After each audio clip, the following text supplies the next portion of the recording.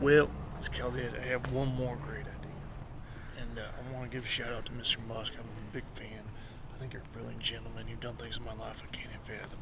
Where your assets are astronomical, mine are going to be intergalactic. They're getting there. So I want to talk about, though, is God. I'm going to give you a little simple view here. I talk a lot about Mr. John Muir, one of my favorite organisms on Earth. Into eternal. He had a vision that was so profound. And I want to riff on his vision because John Muir I think about that guy all the time. He's enabled my happiest moments, and he enabled a pattern that I think repeats a lot. And Mr. Musk has talked about this a bit, but he's talking about the context of roads. So I actually want to talk about Mr. Tolkien too. He's one of my favorite authors growing up. It's this. This is a beautiful town. I wouldn't touch this. But eventually, towns that get old, they change. Houses fall down, all that stuff. And sometimes people just tear down things just to build new things. So here's my idea. What if we start building everything downwards? Think about that. Excuse me, I'm on the road being a nuisance. And if we built everything downwards, things would be quite phenomenal. I'll give you an example why. Think of like the skyscrapers in say the worst correct Cali in San Francisco. They're up in the air and that's pretty cool. But wouldn't it be great if we built them down? Well, everyone could live underground at night. They'd come up and be like, oh, it's a fresh day. And then what would happen? Well, they'd be outside during the day and it'd be Edenic. And there'd be more parks and more trails and more birds and everything I hear the birds and the trees everywhere. And it'd be quite incredible. And, I think that way we would be able to slow global warming. And everywhere we could just build downwards. People would live underground in kind of these, maybe a silo is the right place, or a hobbit-like home, or actually I think of like my favorite middle-class home, but just built downwards. And suddenly we're experiencing something that's so beyond joyful and incredible.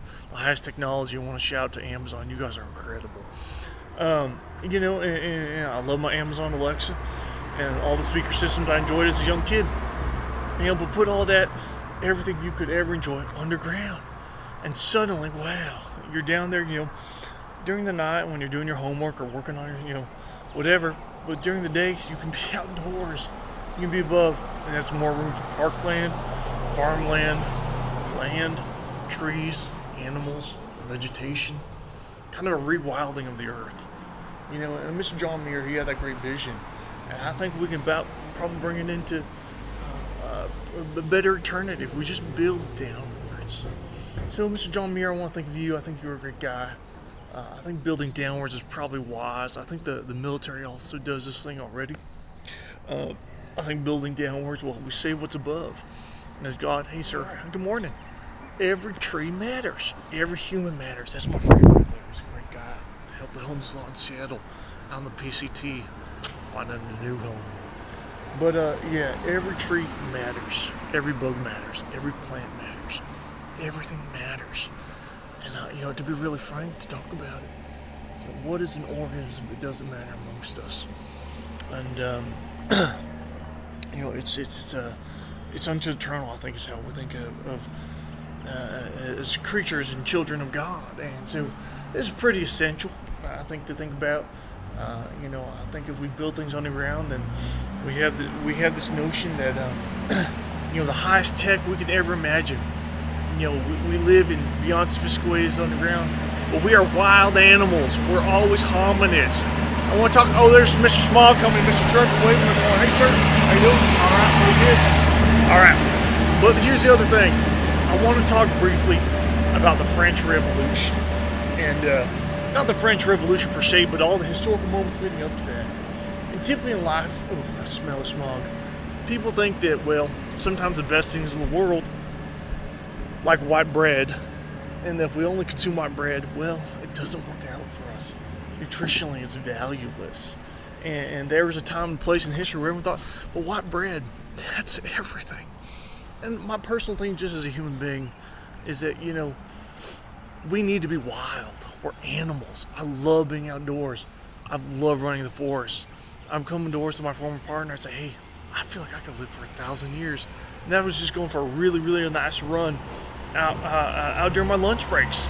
I go for a run for about, probably an hour with a really long run the weekends.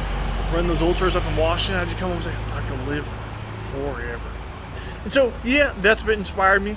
I've been also inspired by Mr. John Muir. I think that if we build downwards, we can create a whole world, a whole Gaian Earth. It's more like a Yosemite. And us funny people, we'll just be downwards. We'll probably be like, hey, that's a wonderful day. And then, it'll be unto eternity. So, yeah, that's my thinking. How can I classify it more? Yeah, I'll go and be really frank. As simple hominid here, simple cow. I actually need one thing in life.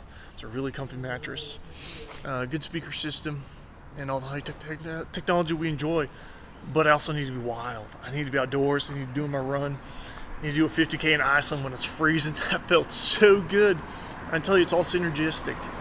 But, if you veer too much in one direction, you get into like white bread, or you get into, gosh, what's the exact opposite? I can't really say, but I guess I could tell you though that, I think in the balance of the here and the now and the eternal, we always rectify, we always see, we always make an alteration, and the world always gets better. All right, unto eternal. Thank y'all. Bye-bye.